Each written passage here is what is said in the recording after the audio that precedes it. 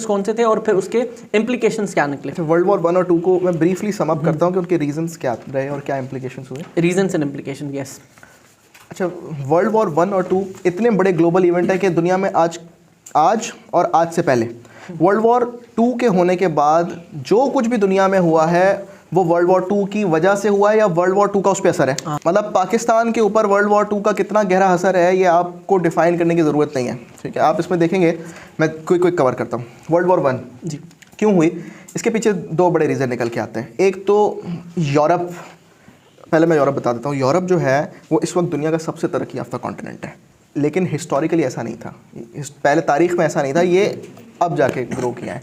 सो Europe जो है वो कौन से मुल्क हैं? बरतानिया, फ्रांस, जर्मनी, ठीक है, हॉलैंड जो है, Norway, Sweden, Finland, Italy, Portugal, ये जो मुल्क हैं ये सारे, रशिया, ये सारे मिला के जो है वो यूरोप बनाते हैं। तो यूरोप के अंदर ना इनके आपसी झगड़े थे बहुत सारे, किनके? इन डिफरेंट कल्चर्स के रहने वाले, क्योंकि एथनिक ग्रुप्स इनके अलग अलग हैं, कोई जर्मन है, कोई फ्रेंच है, कोई कुछ है, तो इनके आपसी झगड़े बहुत रहा करें। और ख़ास तौर पे क्योंकि मैंने आपको बताया कि जो फ्यूडल लॉर्ड्स हुआ करते थे यहाँ पे, वो आपसी उनकी लड़ाइयाँ बहुत होती थी। वर्ल्ड वॉर 1 के बारे में मैं आपको फैक्ट बताऊँ कि वर्ल्ड वॉर 1 तो जो है वो कज़न्स की लड़ाई थी। रशियन जो किंग था उस वक्त, निकोलस जो था ज़ार, उसके अलावा उस वक्त जो जर्मन बादशाह था या जो ऑस्ट्रियन बादशाह था, ये तीनों रिश्तेदार थे, एक दूसरे के रिश्तेदार थे। लेकिन रिश्तेदार होने के बावजूद झगड़ा था, रिश्तेदारों में ही तो झगड़ा होता है हमारे। तो इन कज़न्स के झगड़े को वर्ल्ड वॉर 1 कहते हैं। रशियन, जर्मन और ऑस्ट्रियन, इनके कज़न्स के झगड़े को। तो आप कह सकते हैं कि ये एक तरह की जो है वो गेम ऑफ थ्रोन्स है, रियल गेम ऑफ थ्रोन्स, क्योंकि गेम ऑफ थ्रोन्स की खानदानी झगड़ा था। सो एक तो उनके ख़ानदानी झगड़ों की वजह से वर्ल्ड वॉर 1 हुई, क्योंकि लालच थी, सबको लालच थी कि मेरे पास ज़्यादा ज़मीन हो। और दूसरा सर मईशत, इकोनॉमी। ठीक, लालच दो तरह की होती है, एक ज़मीन की लालच होती है, और ज़मीन की लालच भी एक तरह से ज़र और ज़मीन। और ज़मीन से भी क्यों हम मोहब्बत करते हैं? क्योंकि ज़मीन से भी क्या आता है? ज़र आता है। ज़मीन से भी तो पैसा ही आता है ना। तो इस वजह से सारा ना चक्कर पैसे का ही है शुरुआत से, जितने भी जंगें हुई हैं, इनकलाबा। तो वर्ल्ड वॉर 1 जो है, वर्ल्ड वॉर 1 का बता देता हूँ कौन कौन थे। वर्ल्ड वॉर 1 में जो है एक तरफ से जर्मन एम्पायर था, ऑस्ट्रियो हंगेरियन एम्पायर था, ये 2 एम्पायर, उसके अलावा ऑटोमन एम्पायर था। ये 3 एम्पायर लड़ रहे थे एज अ सेंट्रल पावर। ये लड़ रहे थे ब्रिटेन से, उसको उस वक्त ब्रिटिश एम्पायर होता था वो। ये लड़ रहे थे रशियन एम्पायर से, फ्रांस से लड़ रहे थे। तो इसका नतीजा सिर्फ ये हुआ कि क्योंकि अमेरिका जो पहले आज़ाद हुआ था, वो अमेरिका मदद कर रहा था बरतानिया की, फ्रांस की, तो जर्मन्स ने कहा कि नहीं, अमेरिकन्स को सबक सिखाना पड़ेगा। तो उन्होंने अमेरिकन्स के जो है ना शिप्स डुबोना शुरू कर दिए, सबमरीन्स वगैरह के जरिए। तो फिर अमेरिका भी जंग में आ गया, और जो जर्मन एम्पायर, ऑस्ट्रिया हंगेरी, ये जो सेंट्रल पावर थी, से शिकस्त हो गई। इसके नतीजे में क्या हुआ? जर्मन एम्पायर टूट गई, पोलैंड बना। ऑस्ट्रिया हंगेरियन एम्पायर के टुकड़े टुकड़े हो गए, ऑस्ट्रिया बना, हंगरी बना, चेक रिपब्लिक बना, उसमें से स्लोवाकिया निकल आया। मतलब ऑस्ट्रिया हंगेरियन एम्पायर के टुकड़े टुकड़े हो गए, वो छोटे छोटे से उसमें से रिपब्लिक्स निकल आए। उसके अलावा ऑटोमन एम्पायर टुकड़े टुकड़े हो गए। वो तो एक ऑटोमन जनरल था, उसको हम जो है कह सकते हैं, उसका एक बड़ा किरदार है कि उसने फिर जो है यूनिफाई किया तुर्की को, और जो है आज मॉडर्न तुर्की जो है उसको आज़ाद कराया कमाल अतातुर्क ने। वरना ऑटोमन एम्पायर के भी टुकड़े टुकड़े हो गए थे, आधा फ्रांस को दे दिया था, कुछ यूके को दे दिया था, कुछ अमेरिका ने कब्जे में कर लिया था। तो वो सारा जो हिस्सा था उसको ऑटोमन एम्पायर के एक बड़े हिस्से को तुर्की बना दिया। बाकी जो रिमेनिंग पार्ट था वो फिर यूके और फ्रांस के कंट्रोल में ही रहा, और फिर वो यूके और फ्रांस से इक़्तिदार आहिस्ता आहिस्ता जो है वो अरब्स की तरफ और दूसरों की तरफ शिफ्ट हुआ, ये ऑटोमन एम्पायर वाला। सो ये वर्ल्ड वॉर 1 ने जो है वो ऑटोमन एम्पायर को तोड़ दिया। इन एम्पायर्स को, रशियन एम्पायर जो था उस पर बड़ा इम्पैक्ट हुआ कि 1917 में रशियन एम्पायर ख़त्म हो गई और यूएसएसआर क्रिएट हो गई।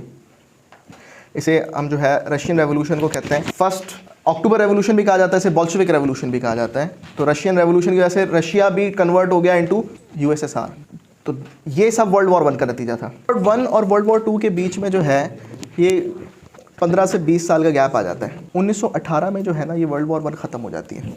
वर्ल्ड वॉर 1 के साथ मैंने कहा कि कुछ एम्पायर्स भी ख़त्म हो जाती हैं, लीग्स ऑफ नेशन बन जाती है। लीग्स ऑफ नेशन का काम होता है जंग ना हो दूसरी।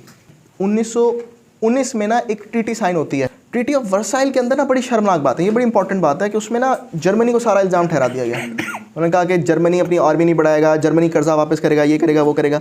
तो जर्मनी के लिए एक ह्यूमिलेटिंग डिफीट, और उसके नतीजे में क्या होता है कि जर्मन जो है फील्ड वो साइड लाइन फील करते हैं कि हम यूरोप की सबसे बड़ी एथनिक ग्रुप होने के बावजूद भी हमारे साथ ये जुल्म हुआ है। तो फिर वो जो रिवेंज की फीलिंग थी वो लोगों में भी थी, और फिर वहीं से जो है एक लीडर पैदा हो जाता है, एडोल्फ हिटलर। एडोल्फ हिटलर जो है वो पॉलिटिक्स में आता है 1933, और फ्रॉम 1933 ऑनवर्ड 1939 तक वो पूरी जर्मन पावर कंट्रोल करने के बाद जो है इवेंचुअली वर्ल्ड वॉर 2 इनिशिएट कर देता है। अब वर्ल्ड वॉर 2 वैसे तो 6 साल का इवेंट है, लेकिन इस 6 साल के इवेंट ने कम से कम भी आने वाले 100 साल का फैसला किया कि वर्ल्ड वॉर 2 कोई छोटी चीज़ नहीं है। इसको समझें थोड़ा सा कि इसको वर्ल्ड वॉर पता है क्यों कहते हैं? क्योंकि पूरे वर्ल्ड पे इम्पैक्ट हुआ। पूरा वर्ल्ड ने जंग तो नहीं की, ये तो क्लियर बात है, पूरी दुनिया ने जंग की, लेकिन इम्पैक्ट पूरी दुनिया पे हुआ। आपको सिर्फ एक पार्ट बता देता हूँ कि कोई भी आप चीज़ उठा लें दुनिया की इस वक्त, उसको आप कहीं ना कहीं जाके वर्ल्ड वॉर 2 से जोड़ सकते हैं। ठीक, अगर वर्ल्ड वॉर 2 ना होती तो वो ना होता, इवन हमारे क्रिएशन, मतलब पाकिस्तान ना बनता अगर वर्ल्ड वॉर 2 ना होती। पाकिस्तान बनने के पीछे 2 तरह से वर्ल्ड वॉर 2 का हाथ है। एक कि अंग्रेज़ कमज़ोर हो गया, वर्ल्ड वॉर 2 में हालांकि अंग्रेज़ जीता लेकिन कमज़ोर हो गया, इस वजह से पाकिस्तान बन गया।